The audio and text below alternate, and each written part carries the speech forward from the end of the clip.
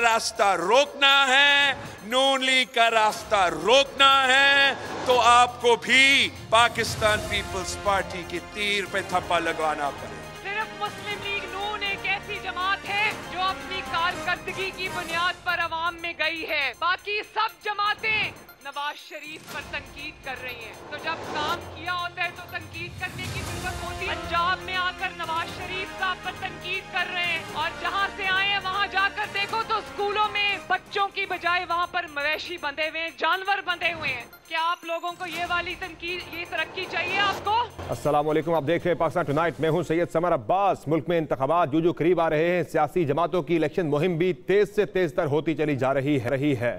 बिलखुसूस अगर हम बात करें मुस्लिम लीग नून और पाकिस्तान पीपल्स पार्टी की, दोनों जमातें मुल्क भर में भरपूर कैंपेन चला रही है, और इस कैंपेन में ज़्यादातर जो बात हो रही है वो एक दूसरे के खिलाफ पीपल्स पार्टी और नून लीग ने तनकीद का सिलसिला तेज़ कर दिया है, बढ़ा दिया है। चूँकि अभी तक जो है प्रोग्राम पे कम बात हो रही है, आगे डेवलपमेंट कैसे करनी है, मुल्की मसाइल कैसे हल करने उस पर कम बात हो रही है। ज़्यादा बात जो है वो दूसरों के हवाले से अपने मुखालिफ के ऊपर तनकीद ज़्यादा है कि उसकी जो शॉर्ट कमिंग्स हैं उसे ज़्यादा गिना जा रहा है। अब पीपल्स पार्टी बार बार नून लीग को अटैक करती है कि मुस्लिम लीग नून जो है वो इंतकाम लेगी, मियाँ नवाज शरीफ इंतकाम लेंगे, इसलिए पाकिस्तान तहरीक इंसाफ के कारकुनान या उनके वोटर्स भी पाकिस्तान पीपल्स पार्टी को वोट दें, क्योंकि पीपल्स पार्टी इंतकाम नहीं लेगी।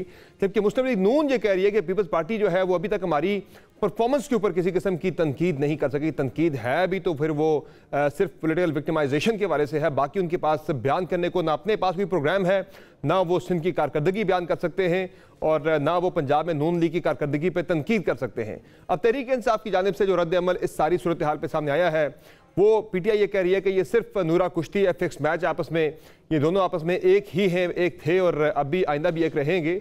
और इसमें एक सवाल ये भी पैदा होता है कि जब बात हो रही है कि क्या ये सीरियस लड़ाई है या सिर्फ इसमें एक फिक्स मैच है, क्योंकि अभी तक जो दोनों जमातों के बड़े हैं, यानी मियाँ नवाज शरीफ और आसिफ अली जरदारी, जिनको फैसले मैटर करते हैं दोनों जमातों के अंदर, वो खामोश हैं। उन्होंने ना मियाँ नवाज शरीफ ने पीपल्स पार्टी के वाले से कोई जुमला कहा है, ना आसिफ अली जरदारी की जानिब से कोई तनकीद किसी किस्म की भी नून लीग पर की गई है। तो क्या इससे ये परसीव किया जाए कि दोनों जमातों के दरमियान आगे जब बढ़ेगी इलेक्शन के बाद का जो मंजरनामा होगा उसमें क्या इश्तराक का इम्कान मौजूद है? इसी पर बात करेंगे आज के इस सेगमेंट में। हमें ज्वाइन किया है प्रोग्राम में नून के रहनुमा अफनानुल्लाह साहब ने, मुस्लिम नून के सेनेटर हैं, और हमें ज्वाइन करेंगे पाकिस्तान पीपल्स पार्टी के तर्जुमान फैसल करीम कुंडी साहब। बहुत शुक्रिया आप दोनों मेहमानों का अपने प्रोग्राम में कीमती वक्त दिया। अफनानुल्लाह साहब, ये जो आप और नून लीग इस वक्त, यानी नून लीग और पीपल्स पार्टी के दरमियान हम देख रहे हैं कि एक लफ्जी गोलाबारी काफ़ी तेज़ हो चुकी है। पहले मियाँ नवाज शरीफ ने अपनी पार्टी को पाबंद किया था कि आपने बिलावल भुट्टो जरदारी की तनकीद को इग्नोर करना है, जवाब नहीं देना।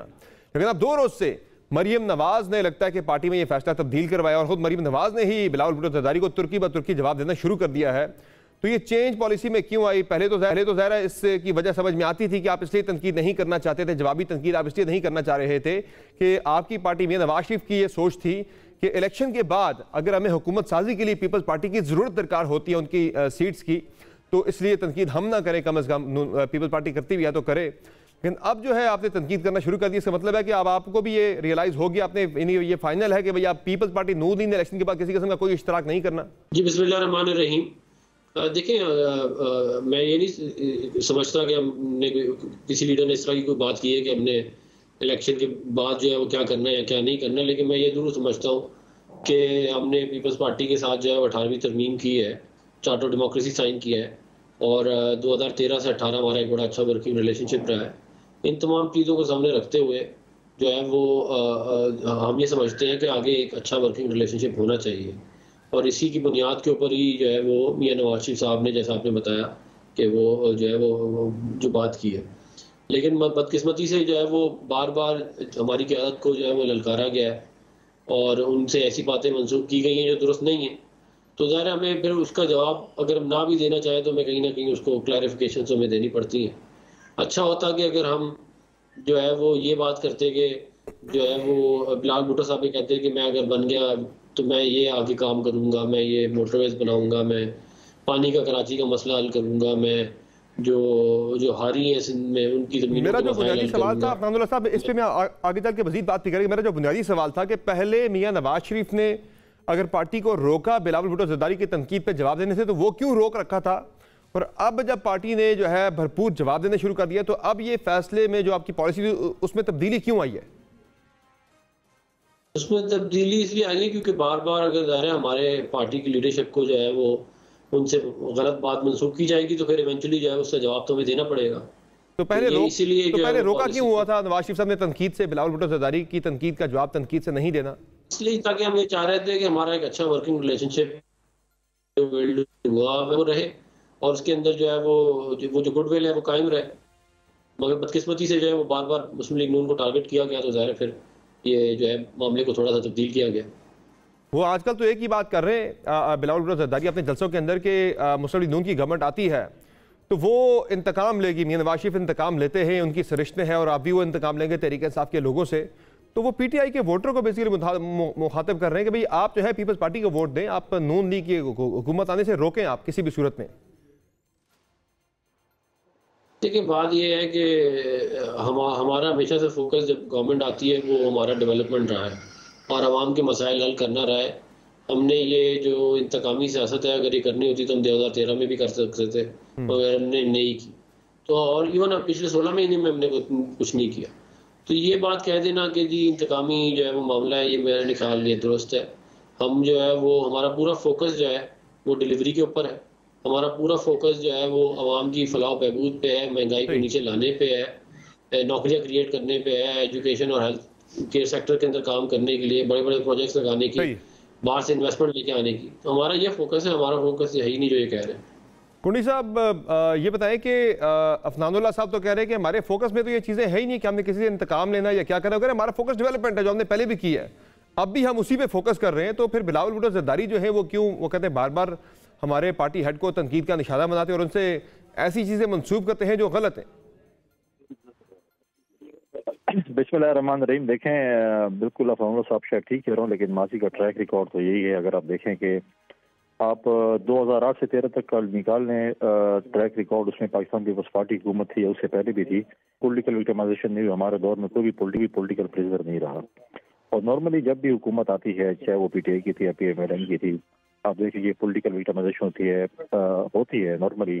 और हमारे लोग भी शिकायत करते हैं, बाकी पार्टी की भी शिकायत करते हैं। तो ये चीज़ मैं समझता हूँ कि नहीं, आवाम ने वोट करना है, आवाम ने अपनी खुशी से करना है, जिसको पार्टी को वोट करे जिसको ना करे ये होता है। लेकिन आप किसी को ज़बरदस्ती पार्टी चेंज नहीं करा सकते। ज़बरदस्ती किसी के साथ जो है, अगर आपने आज किसी ने मुझे वोट नहीं किया तो शायद वो मुझे कल वोट कर ले, या कल नहीं किया होगा तो आज कर लेगा।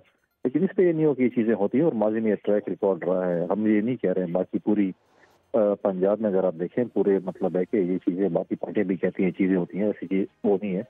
ये चीज़ नहीं होनी चाहिए पॉलिटिक्स में। मैं समझता हूँ कि एक पॉलिटिशियंस को, पॉलिटिकल लीडर्स को इस चीज़ को देखना चाहिए और इस चीज़ पे जो है ये चीज़ पे फोकस नहीं होना चाहिए और बल्कि इस पे फोकस होना चाहिए कि हम इलाके की, मुल्क की किस तरीके से तरक्की कर सकते हैं।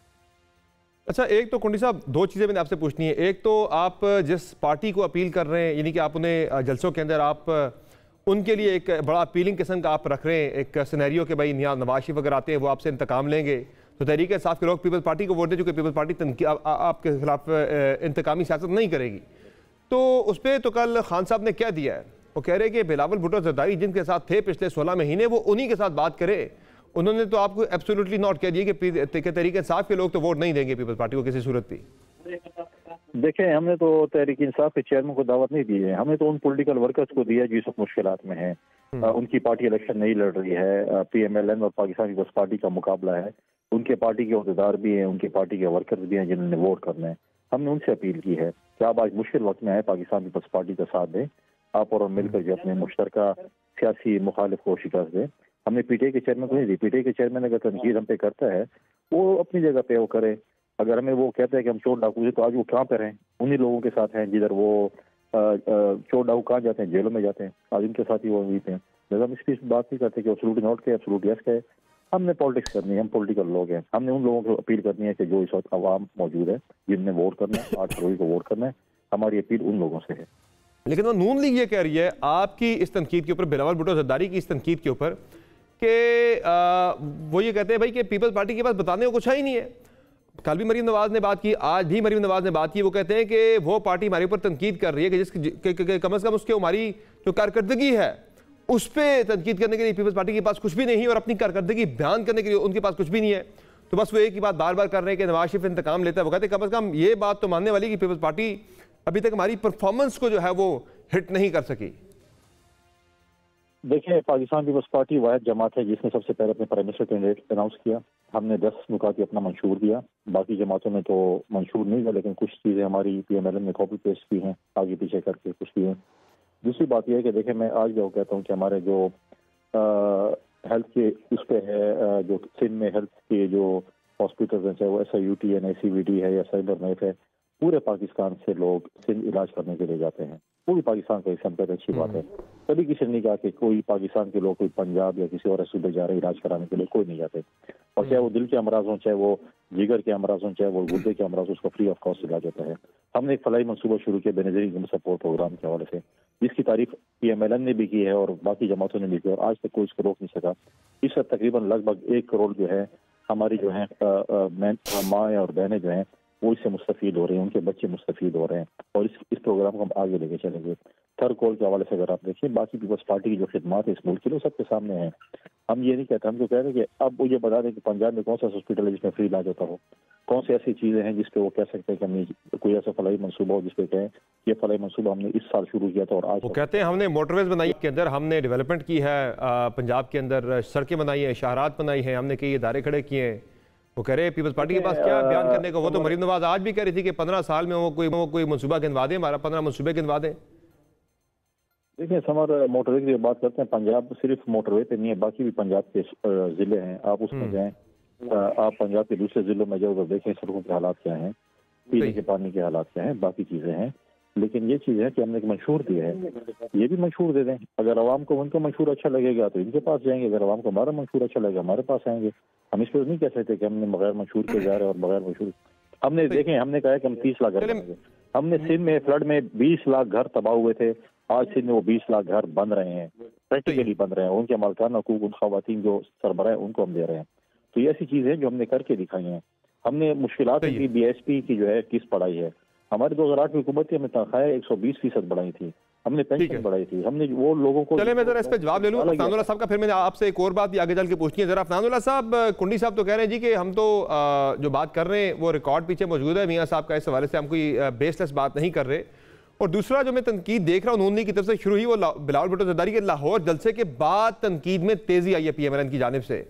तो लाहौर का जलसा तो अच्छा था पीपल्स पार्टी का, इसमें कोई शक नहीं है कि जब तक आपको लग रहा था कि कोई पीपल्स पार्टी थ्रेट इतनी ज़्यादा नहीं है हमारे लिए पंजाब में, आप लोग खामोश थे, इग्नोर करते रहे। जब आपको फील होने लगा कि भाई they are putting up a impressive show in Punjab, particularly in Lahore, तब से आपने इनको हिट करना शुरू किया। यानी आप फील कर रहे हैं कि पीपल्स पार्टी अब आपको डैमेज कर रही है पंजाब के अंदर, कि आपने जवाब देना शुरू किया है? नहीं, देखिए, मैंने पहले भी वाली बात की है कि इन दोनों चीज़ों का ताल्लुक नहीं है। हमने तो ज़ाहिर जब वो एक बिला जवाब तनकीद जो है हमारी लीडरशिप पे बार बार की जाएगी तो फिर उसका हमने जवाब देना है।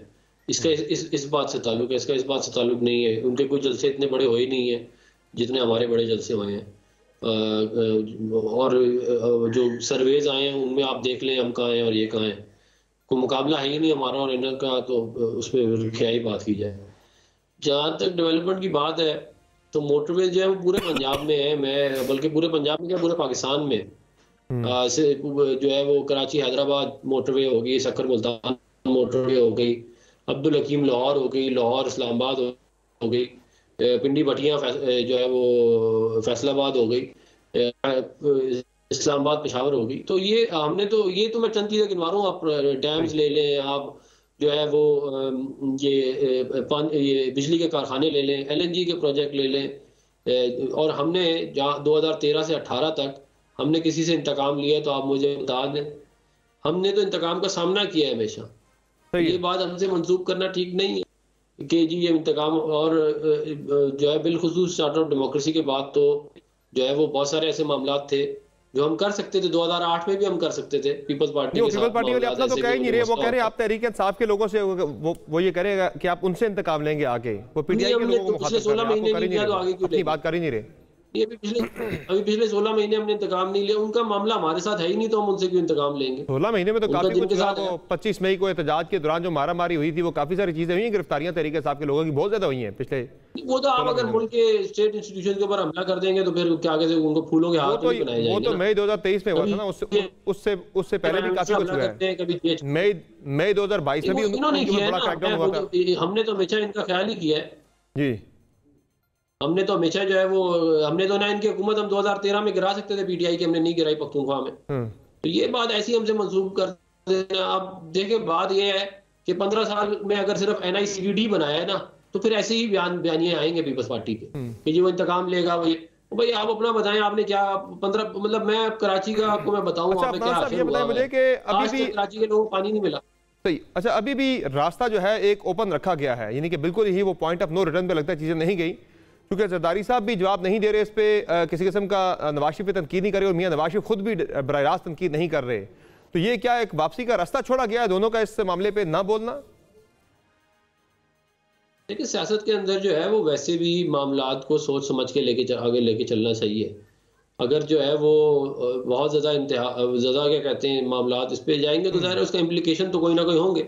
मैं ये समझता हूँ कि एक अच्छा वर्किंग रिलेशनशिप हमारा एग्जिस्ट करना चाहिए पीपल्स पार्टी के साथ, और उसका मुल्क को भी फ़ायदा है, क्योंकि जब आप अक्रॉस पार्टी लाइन जाके काम करते हैं बिलखुसूस लेजिस्लेशन के ऊपर, तो वो फिर वो that legislation last as well. ठीक है कुंडी साहब, ये बताएं समझते हैं कि एक अच्छा वर्किंग रिलेशनशिप होना चाहिए, मगर जाहिर है अगर बेजा तनकीद की जाएगी तो फिर हम जवाब देने का राइट तो रिजर्व करते हैं। कुंडी साहब, मेरा आपसे भी सेम सवाल है कि ये जो वापसी का रास्ता क्या ओपन रखा गया है कि अगर इलेक्शन के बाद इश्तराक की जरूरत पड़ जाए, दोनों पार्टियों को एक दूसरे के वोट की जरूरत पड़ जाए अगली हुकूमत बनाने के लिए, तो मियां नवाज शरीफ और आसिफ अली जरदारी साहब इसीलिए खामोश हैं इस सारी तनकीद और लड़ाई के ऊपर? जी कुंडी साहब, देखिए पहली बात तो ये है कि जरदारी साहब क्योंकि पब्लिक वो नहीं कर रहे हैं, मीटिंग्स नहीं कर रहे हैं, और वो जो है वो एड्रेसेस उनके नहीं हैं, तो इसलिए वो अपनी स्पीचेस उनकी नहीं हैं, और मियां साहब भी जो है वो अपनी बहुत कम जलसे कर रहे हैं। तो ऐसी कोई बात नहीं है कि देखें इस मुल्क में सबसे पहले ये है कि आपने फ्री एंड फेयर इलेक्शंस कराना है ताकि लोगों को इस इलेक्शन पे एतमाद हो।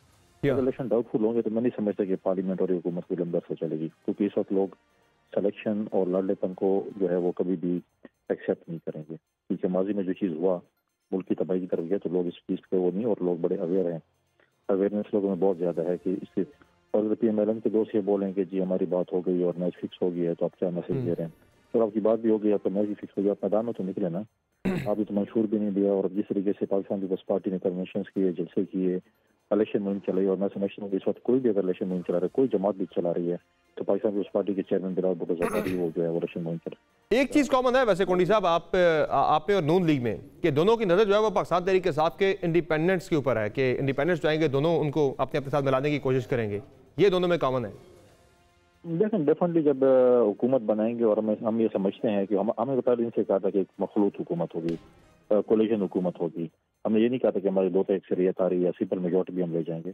तो जब मखलूत हुकूमत होगी तो डेफिनेटली आपकी जो है नजरें इंडिपेंडेंट पे भी होगी और बाकी जमातों पे भी होगी। जैसा हमारा ये फोकस होगा कि हम छोटी जमातों को और नंबर गेम्स के जरिए, मैंने भी कई दफा के प्रोग्राम में कहा। अफनान साहब, ये इंडिपेंडेंट ज्यादा PTI के पीपल्स पार्टी ले जाएगी या आपके हिस्से में ज्यादा आएंगे? देखिए हमें अल्लाह ताला से और पाकिस्तान की आवाम से ये उम्मीद है कि हमें जो है वो हम अपनी जो हमारे नुमाइंदे हैं वही ज़्यादा तरजीह जाएंगे, हमें ज़रूरत पड़ेगी नहीं। अगर कोई थोड़ी बहुत ज़रूरत हुई तो हमारी कोएलिशन जो है वो MKM और JUI के साथ ऑलरेडी रही है, तो शायद उसके ऊपर मामला जाए, और जो ऐसे इंडिपेंडेंट होंगे जो PTI वाले नहीं होंगे हम उनको ज़रूर हम टारगेट करेंगे। ठीक है, बहुत शुक्रिया कुंडी साहब आपका और अफनानुल्लाह साहब अपना कीमती वक्त। नाज़रीन जहां एक मुख्तसर ब्रेक लेंगे, ब्रेक से वापस आएंगे, बात करेंगे पाकिस्तान तहरीक इंसाफ के रहनुमा अली मोहम्मद खान से कि पाकिस्तान तहरीक इंसाफ की अब इलेक्शन के अंदर ताज़ा स्ट्रेटजी क्या होगी, किस तरह से PTI आगे बढ़ेगी। बात होगी मुख्तसर ब्रेक के बाद, हमारे साथ रहिए।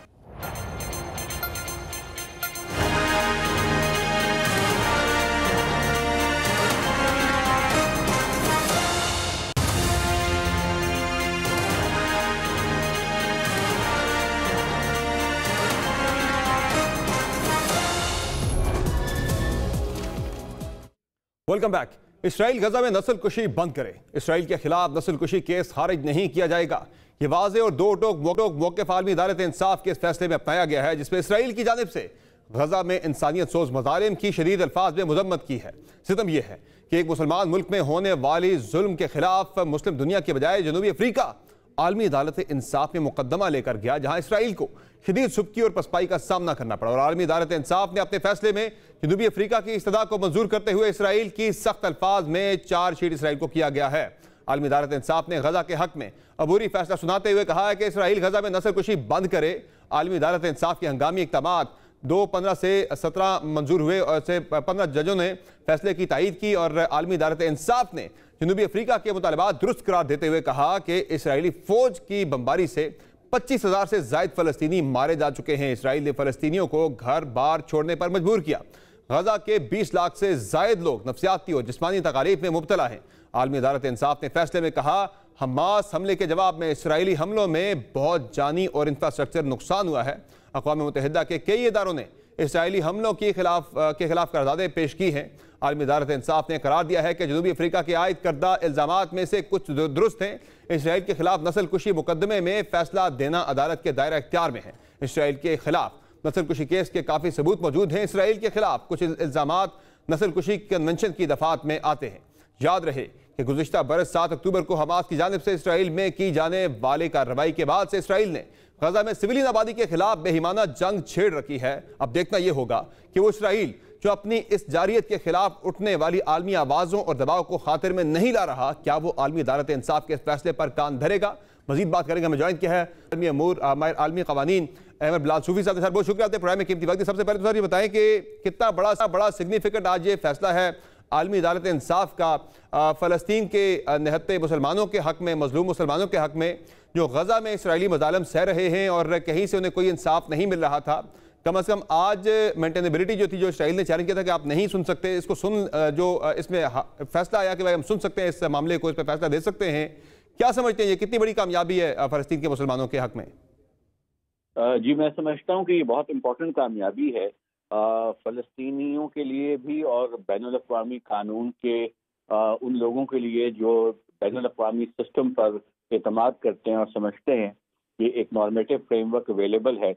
उसकी वजह यह है क्योंकि बड़ा ये यूनिक फैसला है और बड़ा इम्पोर्टेंट फैसला है, क्योंकि प्रोविजनल मेजर्स यानी कि interim orders international court of justice इतनी आसानी से नहीं देता।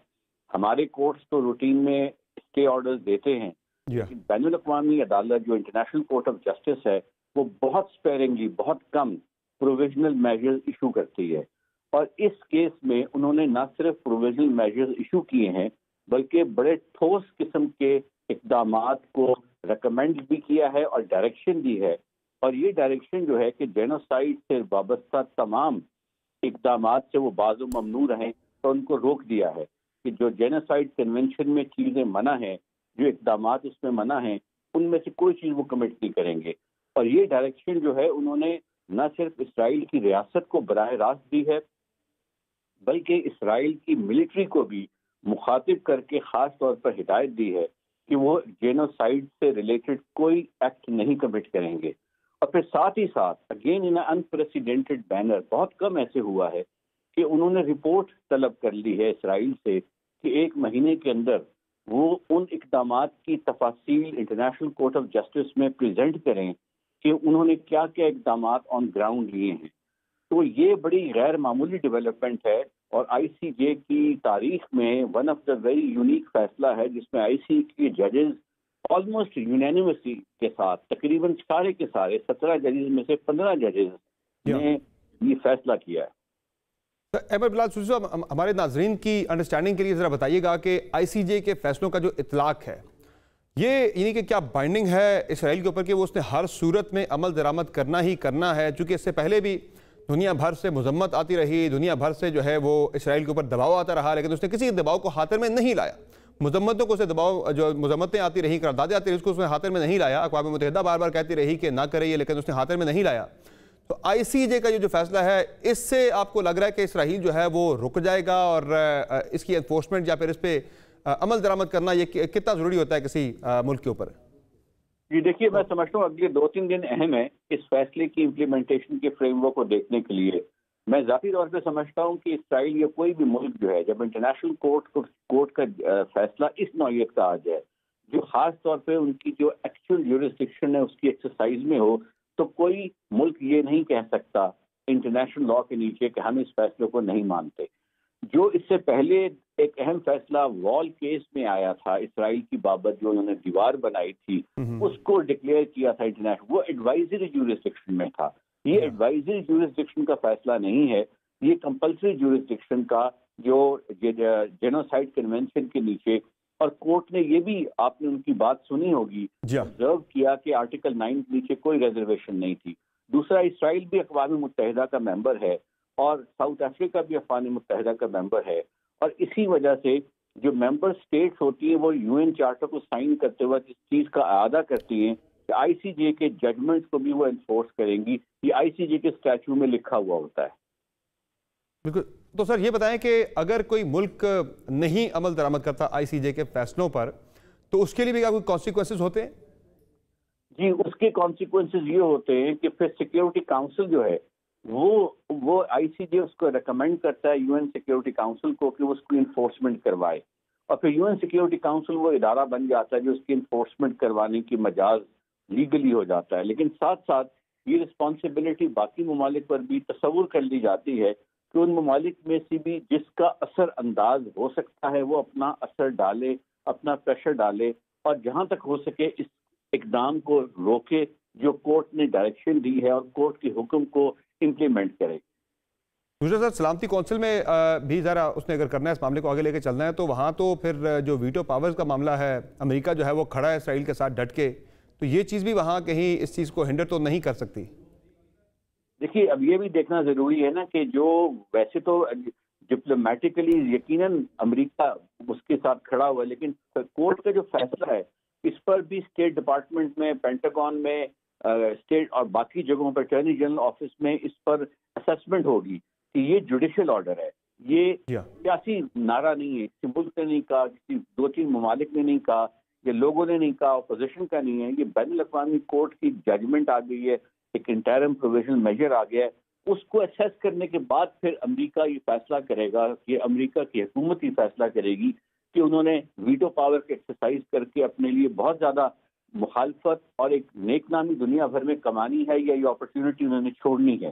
तो इसके कॉस्ट बेनिफिट एनालिसिस को जब वो एवेलुएट करेंगे, तो मैं इजाफी तौर पर समझता हूँ कि ये पलड़ा उसमें उनको रखना पड़ेगा वजन, कि इसको कंप्लाई विद किया जाए और जेनोसाइड का जो एक्ट है उनको रोका जाए। ये भी जहन में रखे कि उन्होंने सीज फायर का स्ट्रेट फॉरवर्ड हुक्म पर से नहीं दिया, यानी अगर सेल्फ डिफेंस के फ्रेमवर्क में कॉम्बैट चलता है किसी भी वजह से, तो वो परमिसिबल जोन में है, लेकिन उसमें फिर आप लेजिटिमेट मिलिट्री टारगेट्स या इंटरनेशनल ह्यूमैनिटेरियन लॉ का फ्रेमवर्क जो है उसकी एप्लीकेशन हो जाएगी। लेकिन जो मौक़िफ़ साउथ अफ्रीका के वकला का सामने आया है, उनकी नज़र में सीज फायर के बगैर इस ऑर्डर की इम्प्लीमेंटेशन मुमकिन नहीं है। तो अभी अगले 2-3 दिन में और वाज़ेह हो जाएगा कि क्या हिकमत अमली इसराइल अडॉप्ट करता है, और ये मुसलमान मुल्कों के पास और बाकी मुल्कों के पास जो फ़लस्तीन के साथ खड़े हैं उनके पास भी ये मौका है कि अपने नुक्ता नज़र को की वजाहत मजीद करें बैनुल-अक़वामी फोरम्स पर। सही है, बहुत शुक्रिया सर, आपने प्रोग्राम में कीमती वक्त दिया। नाज़रीन, आप तफसील साझा कर रहे थे माहिर बैनुल-अक़वामी क़वानीन एमर बिलाल सूफ़ी साहब की, जिनका कहना है कि ये बहुत ही एक बड़ी डेवलपमेंट है, एक बहुत बड़ा फैसला है फ़लस्तीन के मज़लूम मुसलमानों के हक़ में, और अब देखना है कि इस फैसले पर अमल दरामद कैसे होता है। अगले 1-2 रोज़ इस हवाले से बहुत ही अहमियत के हामिल होंगे। प्रोग्राम में एक मुख्तसर ब्रेक लेंगे, ब्रेक से वापस आएंगे, बात करेंगे पाकिस्तान तहरीक इंसाफ के रहनुमा अली मोहम्मद खान साहब से।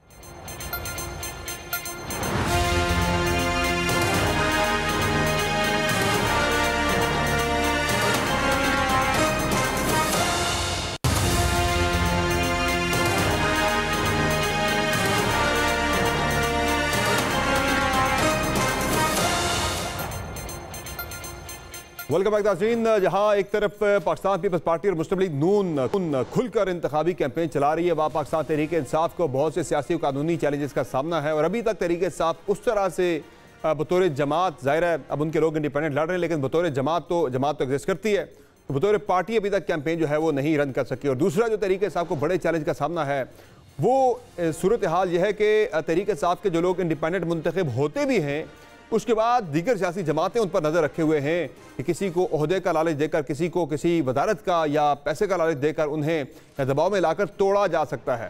तो इससे तरीके साहब कैसे निपटेगी? चूँकि आज ही पाकिस्तान तहरीक इंसाफ के लाड़काना से NA 194 से PTI के कैंडिडेट और PTI के अभी मौजूदा एग्जिस्टिंग सेनेटर भी हैं सैफुल्ला अबड़ो साहब, वो बिलावल भुट्टो हिस्सेदारी के हक में विड्रॉ हो गए। अदो PTI ने उन्हें शो कास्ट किया, लेकिन PTI के लिए ये बड़ी एक मेरे से चैलेंजिंग सूरत हाल बन गई है। बात करेंगे अली मोहम्मद खान साहब से, बहुत शुक्रिया साहब, आपने प्राइम में कीमती वक्त। सबसे पहले तो ये बताएं कि आपके जो इंडिपेंडेंट्स हैं उनके ऊपर तो बाकी जमातों की निगाहें हैं कि वो उन्हें तोड़ना चाह रही है, लेकिन अभी इंडिपेंडेंट तो बड़ी दूर की बात है, वो जिनके ऊपर पार्टी डिसिप्लिन को अप्लाई नहीं होगा। आपके एग्जिस्टिंग सेनेटर, सिटिंग आपके सेनेटर जो कि इलेक्शन लड़ रहे थे एमएनए का, वो ही विड्रॉ हो गए बिलावल भुट्टो जरदारी के हक में। ये क्या हो रहा है सर? आपके 2 एमपीएस भी हैदराबाद से गए हैं। जी बहुत शुक्रिया। बिस्मिल्लाहिर्रहमानिर्रहीम, अल्लाहुम्मा सल्लि व सल्लिम व बारिक अला सय्यिदिना मुहम्मद व अला आलि मुहम्मद। समर भाई, मसले मसाइल तहरीक इंसाफ को रहे हैं। आपने देखा है कि इलेक्शन से पहले जिस तरह तहरीक इंसाफ को मुश्किलात का सामना रहा, हमारे लोगों को उनकी वफादारियां चेंज हुई, आधी से ज्यादा लीडरशिप को है वो पार्टी छोड़ के जाना पड़ा, रिमेनिंग सीनियर लीडरशिप जो है वो जेल में है, हम लोग बड़ी मुश्किलों से अदालतों के जरिए निकले हैं। तो मुश्किल हालात तो हैं, इससे तो इनकार नहीं है। तो इन हालात में कुछ लोग खड़े रहते हैं, कुछ लोग जो है उनकी बस हो जाती है। तो मैं समझता हूँ कि जो फैसला अबलो साहब ने किया है, अब इस पे हमें अफसोस तो है, लेकिन ये एक सवालिया निशान भी है पूरे सिस्टम के लिए कि सर पे जनरल इलेक्शन है, कौमी असम्बली का इलेक्शन है, और एक बड़ी जमात के लोग इस तरह मजबूर होकर पार्टी छोड़ रहे हैं। आप मुझे बताएं, आप सियासी तजिया निगार और एंकर तो हैं, लेकिन आप ग्राउंड लेवल के आप सहाफ़ी से आपको अल्लाह ने इज्जत दी और इतने बड़े मकाम पे पहुंचे हैं, आपको तो सारी ग्राउंड रियलिटीज का पता है। आम हालात में वो जमात जिसके साथ 2/3 अक्सरियत हो, उसके सिटिंग सेनेटर क्या पार्टी छोड़ के जाते हैं? ये हालात नहीं, सवालिया निशान है कि क्या ये फ्री एंड फेयर इलेक्शन हो रहा है।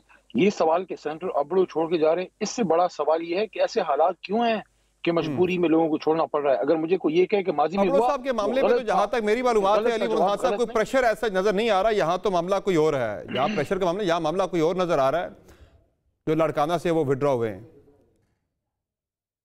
देखें समर साहब, जो भी हालात हैं, पाकिस्तान तहरीक इंसाफ के लोग मुश्किलात का उनको सामना है, और 25 करोड़ के मुल्क में अगर अक्सरियत लेने वाली जमात के साथ ये हो रहा है, तो पूरे सिस्टम पे सवाल ये निशान है कि क्या ये आज़ाद शफाफ इलेक्शन है।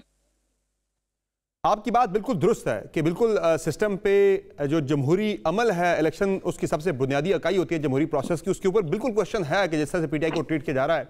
आज अतर मिनल्ला साहब ने बात की कि सिर्फ एक ही पार्टी के साथ ये सब कुछ क्यों हो रहा है। बिल्कुल आपकी बात जायज़ है, मैं उससे एग्री कर रहा हूँ। लेकिन आपकी पार्टी में ये जो दावा था कि हमने सबसे बेहतरीन लोगों का इंतखाब किया है पार्टी कैंडिडेट्स के लिए, कि जो मुश्किल वक्त में पार्टी के साथ खड़े रहे और जिनके हवाले से हमें यकीन है कि वो आगे भी डट के खड़े होंगे, हमने बेहतरीन लोगों का इंतखाब किया है, लॉयल कमिटेड लोगों का, दलेर लोगों का। अभी से ये हो रहा आपके साथ, तो बाद में इलेक्शन के बाद क्या होगा? लेकिन समर साहब, ये वक्त है खड़े होने का, कौम को बनाने का, एक जदोजहद है, एक तहरीक है, एक मुश्किल हालात में तहरीक इंसाफ स्टेटस को के सामने खड़ी है। इसमें बहुत से लोग खड़े रहेंगे, कुछ लोग छोड़ के चले जाएंगे, किसी की एक लेवल पे बस हो जाती है, किसी की दूसरे लेवल पे बस हो जाती है, लेकिन ये तहरीक चलती रहेगी। इमरान खान साहब खड़े हैं, मजबूत खड़े हैं, तहरीक इंसाफ का वर्कर खड़ा है, और ये पाकिस्तानी कौम देख रही है कि ये हो क्या रहा है। एक पार्टी, एक जमात, कुछ लोग हमारे हुकूक के लिए खड़े हैं। इमरान खान साहब की उन ताकतों से कोई जाती लड़ाई तो नहीं थी जो अमरीका जो साइफर भेज रहा था। कोई इमरान खान का कोई जमीन तो अमरीका ने नहीं दबाई हुई थी। कोई इमरान खान की कोई जाती लड़ाई तो नहीं है, उसूलों की लड़ाई है। इमरान खान खड़े हैं और हम उनके साथ खड़े।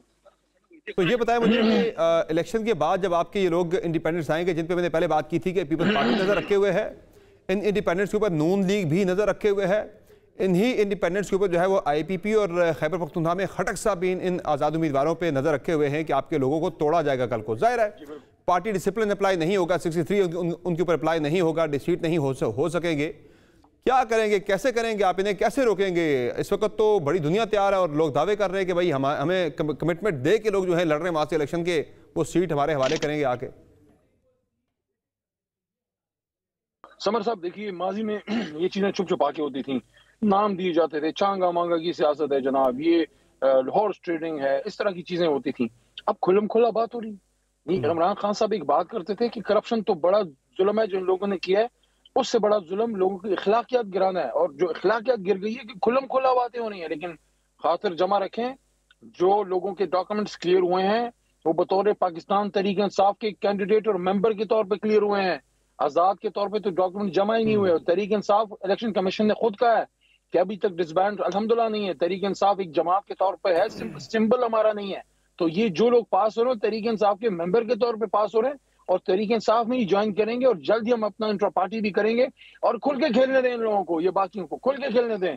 क्योंकि सारे पर्दे उठ चुके हैं। अगर एक दो रह गए तो वो पर्दे भी उठ जाएं। कौम के सामने सब कुछ क्लियर सामने आ चुका है।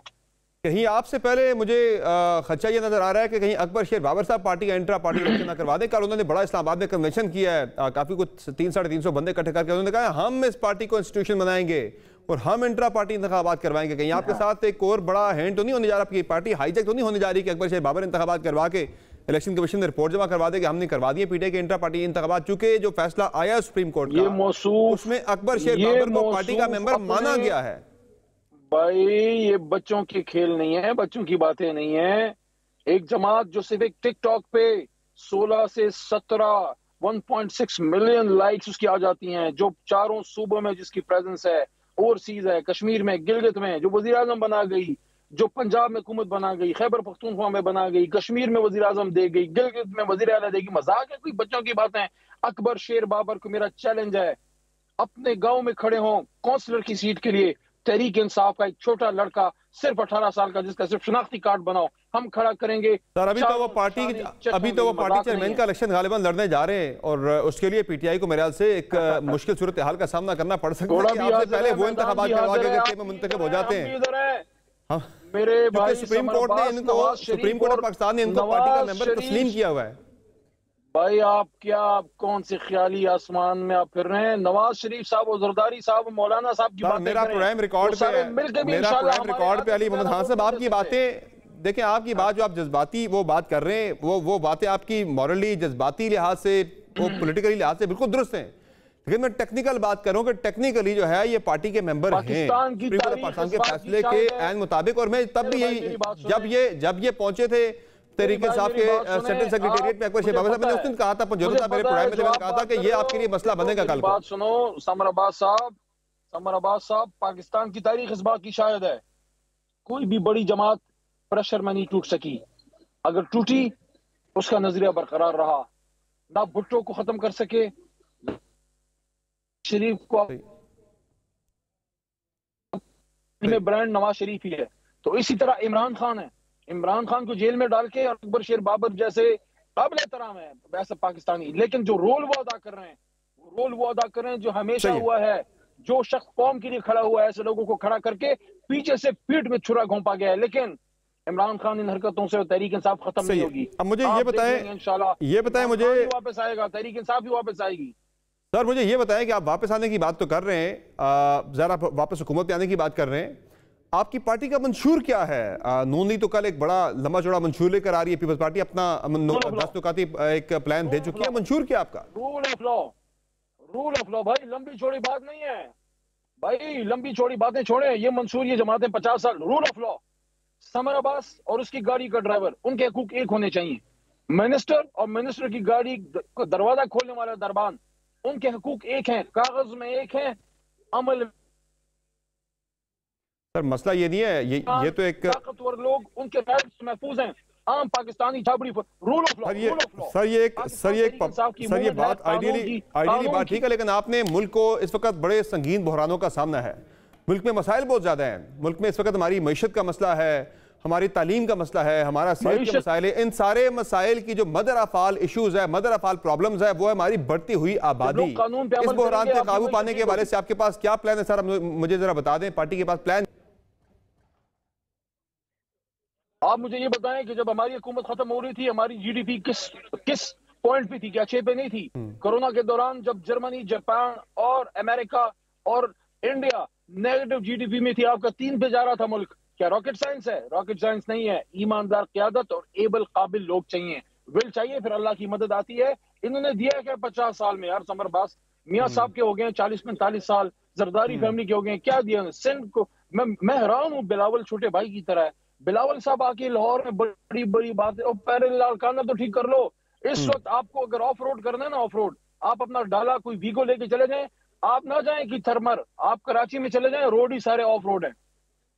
मुझे ये बताएं, जो मेरा एक संजीदा सवाल था कि इश्यूज के वाले से जो मैं बात करूं तालीम की, सेहत की, इस पे जो सबसे बड़ा मैंने मसला कहा इस वक्त आबादी का है। पाकिस्तान की आबादी बहुत तेजी के साथ बढ़ रही है, हमारे सारे वसाइल को खा रही है। इसके लिए पीटीआई के पास क्या प्लान? आपने पहले क्या किया 5 साल में, और अब आपके पास क्या प्लान? अगर आप हुकूमत में आते हैं तो आप कैसे इस मसले पे काबू पाएंगे? देखिए अच्छा सवाल है। एजुकेशन का जहाँ तक ताल्लुक है, हमारा सबसे ज्यादा फोकस ही एजुकेशन पे रहा। और खैबर पख्तूनख्वा में जहाँ हमारी 2 हुकूमतें रही और मरकज में हमने आपकी एजुकेशन पॉलिसी ऐसी कर दी कि आज ताकतवर और मालदार लोग के बच्चे बड़े बड़े स्कूलों में जो पढ़ रहे हैं, हम ये नहीं कहते हमने गरीब के स्कूल में एसी लगा दिए, वहाँ हमने हीटर सब लगा दिए, बड़ा हाई फाई, लेकिन हमने सिलेबस एक कर दिया। जब आपने सिलेबस एक कर दिया, आपने मुकाबले में बिठा दिया। और आबादी का बहुत बड़ा मसला है। देखिए कोई भी अगर इस वक्त ये कह रहा है कि हमारे पास सब मसाइल का हल किसी के पास नहीं है, लेकिन वो जमात मसाइल हल करेगी जिसके पीछे कौम खड़ी होगी, और कौम इमरान खान और तहरीक इंसाफ के पीछे खड़ी है। क्योंकि सर आपका जो तालीम का मसला है वो भी आपका पेचीदा हो रहा है बढ़ती आबादी के साथ, आपके सेहत के मसाइल आपके पेचीदा हो रहे हैं, आपका खुराक का मसला पेचीदा हो रहा है, आपकी मईशत सारी इससे डैमेज हो रही है। तो इस मसले को मेरे से ज़्यादा सीरियसली अगर आप ले लेते हैं, आप सिर्फ पॉपुलेशन के मसले को हल कर लेते हैं, आपके बाकी मसाइल भी किसी हद तक मिटिगेट हो जाएंगे अगर मुस्तकिल या मुकम्मल तौर पर हल नहीं होते। अगर आपकी बात सही है, लेकिन क्या इस मुल्क का ये बड़ा अलमिया नहीं है कि 25 करोड़ अवाम जिसको वोट देते हैं, किसी को टाइम पूरा नहीं करने दिया जाता? आप टाइम तो पूरा करने दें। इमरान खान को 5 साल तो मिलने चाहिए थे। आज एब्सोल्युटली नॉट में बात ही ना करते, आज हम हकीकी आजादी की बात ही ना करते। आप परफॉर्मेंस पे बात हो रही थी। आपने इमरान खान को रात के 12 बजे बाहर भेजा। जब आपने भेजा तो इन्होंने क्या किया? जो अब बड़ी बड़ी बातें करने 2 साल से ये बैठे, अब ये जो है नूरा कुश्ती चल रही है। मैं पूछना चाहता हूँ बिलावल साहब के, आप इमरान खान के वजीर खारजा थे या शहबाज शरीफ के?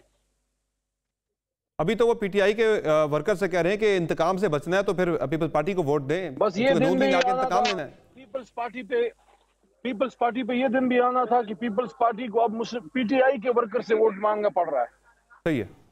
बहुत शुक्रिया अली मुल्तान साहब, आपने प्रोग्राम में वक्त दिया। यकीनी तौर पर पाकिस्तान तहरीक इंसाफ के लिए एक बड़ी चैलेंजिंग सूरत हाल बन रही है इस लिहाज से कि पीटीआई के इलेक्शन के बाद जो अरकान मुंतखब होकर आएंगे, ज़ाहिर है उनका स्टेटस है वो एक इंडिपेंडेंट मेंबर का होगा, उस पर पार्टी डिसिप्लिन अप्लाई नहीं होगा, उस पर आर्टिकल 63A का इतलाक नहीं होगा, वो डी सीट नहीं हो सकता अगर वो किसी भी दूसरी पोलिटिकल पार्टी को ज्वाइन करता है।